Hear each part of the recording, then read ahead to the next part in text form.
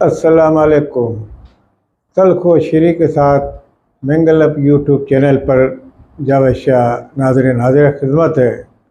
ناظرین، ناسازی اتباع کے باعث کچھ دن حاضر نہ ہو سکا، آپ کی دعاؤں سے اب صحتیاب ہو کے حاضر خدمت ہیں۔ پاکستان کے حالات روز بروز خراب سے خراب تر ہوتے جا رہے ہیں۔ ملک کی صورتحال ایسی ہو گئی ہے کہ غریب کو جس کام سے مطلب نہیں ہے اس کو حکمراں آپس میں اس مسئلے پہ بیٹھے ہیں۔ تو غریب 2 وقت کی روٹی کے لیے محتاج ہے۔ رمضان کا مہینہ ختم ہونے پہ آ رہا ہے، عید سر پہ ہے، مگر لوگ نان شبینہ کو محتاج ہیں۔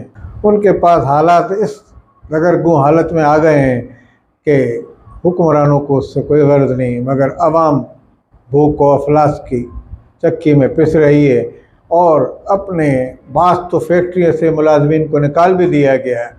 یہ ملکی حالات ہیں، مگر سیاستداں ہمارے حکمراں ٹولہ وہ نہیں دیکھ رہا اس طرف، وہ دیکھ رہا ہے کہ ہماری حکومت کو عمران خان گرا رہا ہے، اور عمران خان الیکشن کے لیے بضد ہیں۔ الیکشن کے لیے عمران خان ہی بضد نہیں بلکہ آئین کے مطابق سپریم کورٹ کے 3 رکنی بینچ نے بھی فیصلہ کر دیا اس کا، اور الیکشن خیبر پختونخوا بالخصوص پنجاب میں کرانے کا اعلان کر دیا انہوں نے۔ حکومت نے اپنی جانب سے یقین دہانی تو کرائی ہے، مگر فنڈ کی نادستیابی بتائی ہے۔ آج ہی سپریم کورٹ نے طلب کر لیا اسٹیٹ بینک کے اور الیکشن کمیشن کے حکام کو۔ الیکشن کمیشن تیار ہے الیکشن کرانے کو، 21 ارب روپیہ درکار ہے۔ اب آپ یہ دیکھ لیں صورتحال کیسی ہے۔ ہم تو وہ صورتحال بتاتے ہیں جو بالکل کھلی ہو اور ڈھکی چھپی نہ ہو۔ نہ ہم کسی سیاسی پارٹی سے تعلق ہے ہمارا، نہ کسی کی ہم حمایت کرتے ہیں۔ ہم وہ بات کہتے ہیں جو سچ ہے، جو کھرا سچ ہے وہ بیان کرتے ہیں اس پہ آ کے ہم۔ اور ہماری کوشش یہی ہوتی ہے کہ غیر جانبداری رہے ہماری گفتگو کے اندر۔ تو اسی غیر جانبداری کو اپناتے ہوئے ہم یہ کوشش کرتے ہیں کہ پاکستان میں دونوں پارٹیوں کو، جب ایران سعودی عرب کی طویل دشمنی کے بعد ملاقات ہو سکتی ہے، شام سعودی عرب کی پروازیں شروع ہو سکتی ہیں، اور آپس میں تجارتی اور سفارتی اور سیاسی تعلقات بڑھائے جا سکتے ہیں اور ہو سکتے ہیں، تو کیا پی ڈی ایم کے رہنما اور عمران خان آپس میں مل کے کوئی فیصلہ نہیں کر سکتے؟ کہ جو سپریم کورٹ کو مداخلت کرنی پڑی، یا پہلے جن کی طرف لوگ سیاستداں دیکھتے تھے اسٹیبلشمنٹ کی طرف، ان کی طرف دیکھنے کی ضرورت پڑ رہی ہے، اور یا ان کو مداخلت پہ آمادہ کیا جا رہا ہے جو اب مداخلت کرنے کو بالکل تیار نہیں ہے۔ اب سپریم کورٹ کی طرف جب سیاستداں گئے اپنا یہ قضیہ لے کر، تو سپریم کورٹ نے لازمی یہی فیصلہ دینا تھا آئین کے مطابق۔ حالانکہ سپریم کورٹ میں ججز کی باہمی آپس میں چپکلش کہا جائے یا جو بھی کہا جائے، ان کے قانونی معاملات میں ایک دوسرے سے کچھ ناراضگی چل رہی ہے، مگر اس کو بیس بناتے ہوئے حکومت پاکستان نے اپنی طرف سے یہ کہہ دیا کہ ججز آپس میں لڑے ہوئے ہیں، تو اس لیے ہم بھی 3 رکنی اور 4 رکنی اور 6 رکنی، مگر انہوں نے یہ مطالبہ کیا نہیں، فل کورٹ بینچ تیار کیا جائے اور الیکشن کا وہ فیصلہ کرے۔ حکومت نے یہ اپنا فیصلہ کیا، مگر جو ہمارے بندیال صاحب چیف جسٹس معزز ہیں تو انہوں نے یہ کہا کہ نہیں، جو ہم نے فیصلہ دیا ہے اسی پہ ہم قائم ہیں اور ہم آئین کے مطابق چلیں گے۔ آئین یہ کہتا ہے کہ 90 دن میں الیکشن کرا دیے جائیں۔ اب حکومت یہ کہہ رہی ہے کہ انہوں نے سو موٹو ایکشن پہ یہ سب کارروائی کی ہے، تو حکومت ان میں کچھ تبدیلی لانا چاہ رہی ہے، اور حکومت چیف جسٹس کے 100 موٹو کے اختیار کو تقسیم کرنا چاہتی ہے۔ وہ چاہتی ہے کہ ایک جج 100 موٹو کا اختیار نہ لے، وہ تم تینوں جج 4 جج ہوں، ان کے اوپر فیصلے کے بعد وہ 100 موٹو کا کوئی فیصلہ کرے کہ اس معاملے پہ میں 100 موٹو لے رہا ہوں۔ کیونکہ ماضی میں 100 موٹو ایسے معاملات پہ لیا گیا جو افتخار چودھری صاحب نے یہ شروع کیا تھا۔ یہ آئین کی 183 کے تحت یہ کارروائی کی جاتی ہے، مگر اس کو کم سے کم استعمال کیا جاتا تھا ماضی میں۔ مگر افتخار چودھری سے جو سو موٹو کا ہم نے بھی پہلی بار سنا تو یہ شروع ہوا ہے سلسلہ، تو آج تک چل رہا ہے۔ تو اب فیصلہ عوام نے نہیں کرنا، اب یہ حکمراں اور سیاسی جماعتوں نے کرنا ہے، سیاستدانوں نے کرنا ہے۔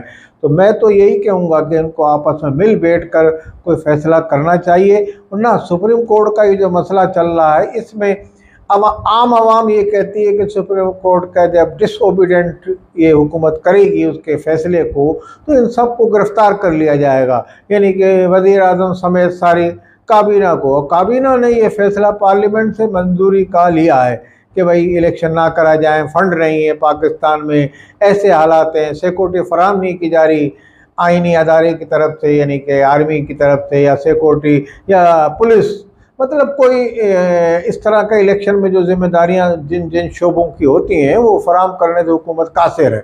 تو اب اس طرح کی جو صورتحال پیدا ہو گئی، تو صورتحال یوں لگتی ہے کہ یا تو اگر توہین عدالت بن جائے تو پوری پارلیمنٹ پہ بن جائے، پوری پارلیمنٹ کو اندر کر دیا جائے۔